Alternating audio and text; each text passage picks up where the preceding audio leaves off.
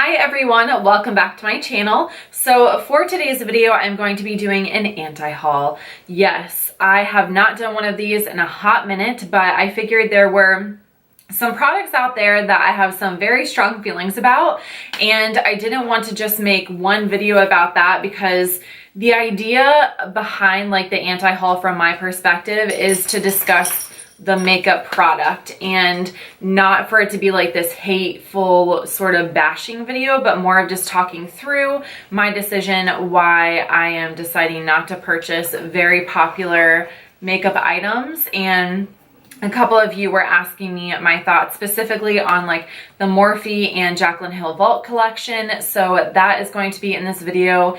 And then we also have some other products as well. So without further ado, I hope that you guys enjoy this video. And again, obviously this is just opinion. There's no real like animosity towards any of these people or these brands. Some of these brands I have like a ton of makeup from.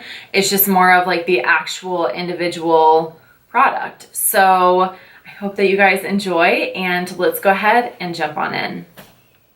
Okay, so I figured I would just kind of format this exactly how I do my Wishlist Wednesday videos. If you guys have not seen that, I'm going to be inserting a picture, like a large picture of the product, and then I will zoom it out and have a smaller picture so that you can see it as I am talking about it. So the first product I have is by e.l.f. Cosmetics, and this is the Mix to Match Foundation Shade Adjuster. So I love e.l.f. I have several different products from them. One of my favorite primers of all time, not just drugstore, but just in general, is the e.l.f. Hydrating Face Primer. So this is the brand that I'm very passionate about, and I love the affordability. But when I saw this, it kind of freaked me out because the idea is that it's supposed to transform your foundations into lighter shades, deeper shades, or bronzing shades. And they have a very like vibrant yellow. They have kind of a bronze, like mustard brown, and then they have a reddish brick color. So I actually paint. I'm a painter, and thinking of like the shades that you would mix together, this doesn't really make sense to me. I'm just worried, like for example, if you have like an olive foundation, let's go with like a neutral or warm tone. Say it's like neutral level 3 or something like that, because that's kind of like where I am right now, a little bit tan, not too light or too tan. So you throw in a yellow in there to bring that down. It's not just going to lighten up the shade, it's going to completely change the dynamic of the color itself. So these just, I don't know, they worry me. So it's not something that I'm really gravitating towards. Plus, I'm like a big believer in getting the shade that matches you if you can. I feel like once you start mixing in other products, like this specifically, I mean, I understand mixing different foundations to get kind of the consistency you want or whatever, or the shade that you want, but mixing in something like this where it actually transforms the formula and you're no longer getting the formula that you thought you were initially getting just is weird to me. So for example, if I were to use this with like a very dewy and luminous foundation, such as like the Josie Maria Argan foundation, would I have the same type of consistency? So that just really is what I'm questioning about this product, as well as the colors don't make a lot of sense to me. So I don't know. If you guys have tried these, let me know what your thoughts are. If you have tried any sort of product like this to where it changes the color of the foundation to make it lighter, deeper, whatever, let me know what your experience is. Again, I have never used this kind of product before because personally, I much prefer just to mix my different shades of the foundation I have together to get the right shade that matches me at that current point in time. So I don't feel the need to like have this in my collection, but I am very curious on what y'all have experienced if you have tried this before. So this I will not be purchasing. Okay, so next up we have the Milani Cosmetics Gilded Desires Eye and Face Palette. Again, this is a brand that I have a lot of different makeup products from, and I love the brand, but when I saw this, I was like, ooh, I don't really know what to think about this. They have 2 highlight shades, and then they have, it looks like 12 eyeshadows, mostly shimmers, and it looks like 3, maybe 4 mattes. Hold on, my mom's calling me. Okay, I am back. My mom always calls me whenever I am in the middle of filming. It's like she has a sixth sense to know Brianna's filming. Call and interrupt her. All right, so for the Gilded Desires Eye and Face Palette, my biggest thing is, and I talk about this a lot, whenever I am purchasing a palette, I really want the palette to be versatile. I don't want it to be something that I'm gonna have to pull from other palettes or other single eyeshadows or face products. Like when you say eye and face, like I want multiple things. So we have 2 highlights here. We have one that is very like stark white vanilla, and then we also have a gold champagne color. So those to me, like you're either one skin tone or you're the other. If you are super, super fair, like milky white skin, then you could definitely pull off the white shade. But if you are more my skin tone, more olive or medium, then obviously the gold would work, but the white would not. Like it would just look like a frosty hot mess on my cheek. So I don't like how they're so dissimilar from each other. And then as far as the eyeshadows go, like I love the fact that they put a black in there, and we have this kind of like cranberry brick red as well that's very deep and beautiful. But then we just have this random kind of like brow bone vanilla yellow highlight shade, and those are the only mattes that I can see. Maybe another matte, it kind of looks like it has a little bit of shimmer in it, but it's a very pale, almost like baby doll pink. And then the rest are shimmers, so you don't even have a transition shade in the palette. And that's what I'm talking about. Like when I travel, I don't take all of my single eyeshadows. I don't take, you know, a bunch of makeup with me. Whenever I travel, I tend to just grab palettes and things like that that are very versatile and have everything that I need in them, which is why I love the Anastasia palette so much, because they have like transition shades, shimmers, pop of colors.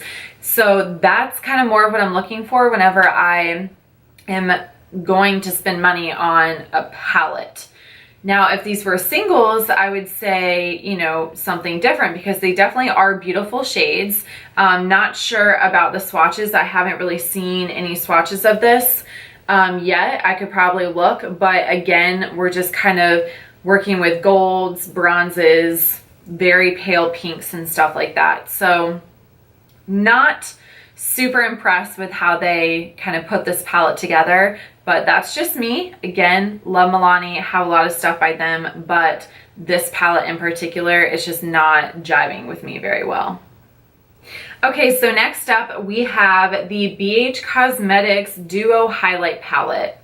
So y'all know I am all about the highlight. Like I have too many highlighters. It's ridiculous. I love highlighting palettes. I think they are amazing. I love the concept of having multiple colors to choose from.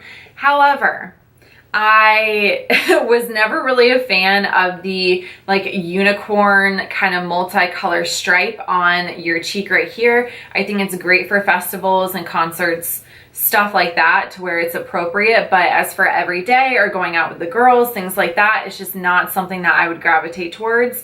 And honestly, again, we have a palette that for me doesn't really feel very cohesive as far as skin tone goes. So this is a palette that I feel like I would maybe use 1 to 2 of these highlights. So we have the one that is solid by itself, and it's a very like champagne pop kind of vibes by Becca and Jaclyn Hill. And then underneath that we have kind of something that looks very similar to Prosecco Pop, and then kind of a shade darker and more bronzier on the split pan. And then we have pinks, and then we have violets, and like a very frosty white shade. So again, even whenever I am my most fair, I cannot pull off a purple highlight. I cannot pull off any sort of like really stark white highlight on my cheeks. Like it just does not work because I have such a yellow and olive undertone as well as red undertones. So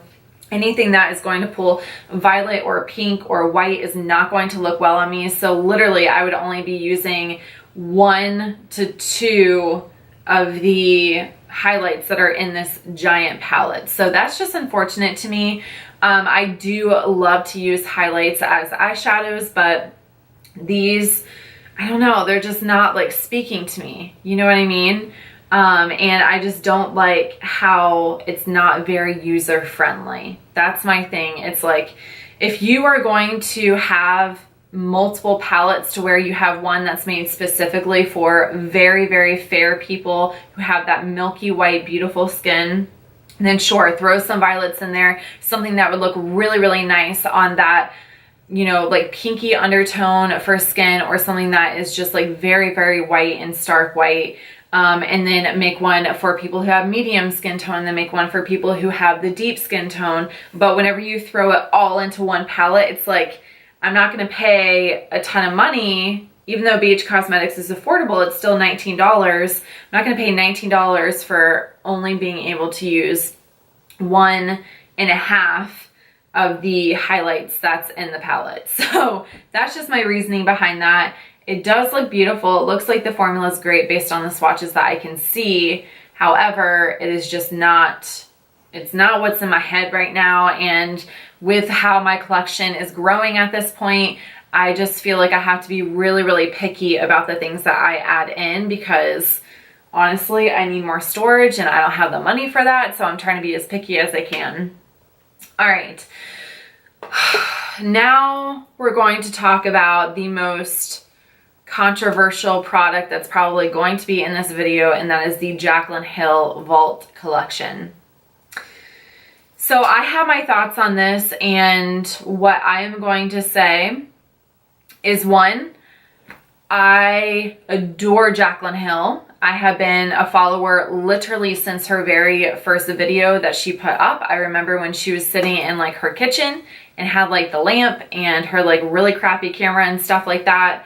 Like I remember those days. I adore her. I'm so proud of like the success that she has developed as a young woman. I think she is amazing. Now, for some reason, ever since her like Becca launch with Champagne Pop, and when she decided to launch the bigger collection where we had the eyeshadow palette and we had Prosecco Pop and we had like the face palette, like all of that together, something happened. And I don't know exactly what it was, but I feel nervous like purchasing her products. One of the reasons why I didn't purchase her original like Morphe Jaclyn Hill palette, the one that's you know, an extension, or it was the original and the Vault is the extension of that, is just because I feel like a lot of it we've kind of seen before. We have like 2 pops of colors, but they look very, very similar to a lot of the other eyeshadows that I have in my collection and that are out there in the world. I get nervous whenever people have like a relaunch whenever it comes to formulas. Like I've never understood that process, and that might just be my ignorance of not knowing like the kind of relationship and the communication that happens between the brand, the ambassador, and the lab that creates the products. But it just feels weird to me that you would meet with the lab, right? And then you would have this formula that you all created together, you approved it, and then all of a sudden we're getting a ton of eyeshadow palettes for influencers, and they don't look exactly how they were supposed to look based on the swatches that she provided herself in her videos and based on what she said. So she had to like, you know, push the launch back and everything like that. I don't know, that just makes me nervous, makes me feel weird. I don't know why, but I just don't get it, you know? Like it just doesn't make sense to me why you would have that problem. Again, that just might be my ignorance. So, and that's okay. Like it just might be something that I'm not, you know, I don't have information on. Now, as far as the actual palettes go, honestly, I don't see anything really striking that I don't have in other eyeshadow palettes. Like we have purples, we have kind of like taupey champagne colors for all over the lid that are shimmery. We have our browns, we have our warm tones, we have like our mustard yellows, some greens, but I'm not seeing anything in here that is like, oh my God, that's so, you know, innovative, and she really worked well off of the color wheel, and we have a ton of really amazing and unique colors here. Like, I'm not really getting those sorts of vibes. I think the colors are beautiful, and I think they look very rich in the pan, but for me, it's just like, again, they're just colors that I have, and I talked about this in several videos ago about walking into Ulta and seeing all of these eyeshadow palettes that look exactly alike, and it wasn't until I went to Buxom and I saw their single eyeshadows where they just were so unique. And then also getting into more of the really vibrant colors that I've had with a couple of my palettes that I purchased for the spring and the summer months, but I'm just not seeing anything that is really pulling me towards these eyeshadows. And honestly, I am like really hoping that when she releases her collection, we see something different, just something really unique and sexy and just out there. Obviously cohesive would be fantastic, but again, like, these are all eyeshadows that I have in my collection. Like, there's nothing new here. We have a mustard yellow, we have a ton of different brown shades, okay? We all have brown shades. We have a royal purple and a bunch of like shimmery taupey pinks and bronzes. I mean, I could show you like a ton of different palettes that already have all of those eyeshadows in. So again, it's just a little disappointing, especially because I followed her for so long. I still do. And she is so creative. Like, I see her looks and I know she has it in her to just be so out of the box. And I feel like she is creating eyeshadows for her. And maybe she's not paying necessarily a ton of attention to what's already on the market. I know that she says that she is a very perfectionistic person, which is great. That means that she's trying to do her very best with the formulas and getting the eyeshadows to blend well and to look nice. But I'm just not, I'm not getting it. I'm not jiving with it. It just doesn't scream at me. It's not like, Brianna, buy me because I'm so unique. So that was goofy, but yeah, that's kind of my thoughts on that. And as well as just not really understanding the postponement, because this is the second time that this has happened for her with the formula, and I don't know, I'm just kind of getting sketchy vibes about that, because I've never really heard of other companies having to pull whenever they've already launched. I mean, we had a pre-launch, we had a ton of different palettes, probably thousands of palettes go out to people, and all of a sudden we need to change the formula again or like talk to the lab again. It just, I don't know, something feels weird.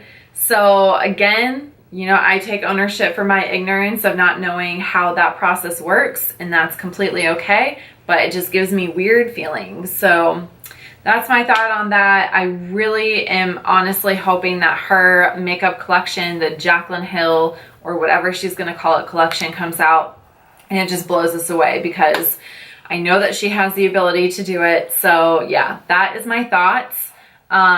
Those are my thoughts on the Jaclyn Hill and Morphe Vault collection.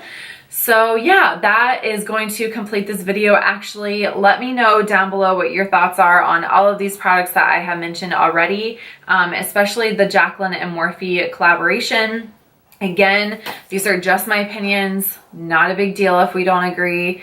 That's what makes the world go round, right? If we all agreed, then it would be kind of boring and we wouldn't have anything to talk about. So I hope that you guys appreciated this video. Again, I would love to connect with you. Let's talk down below in the comments, and I will see you next time.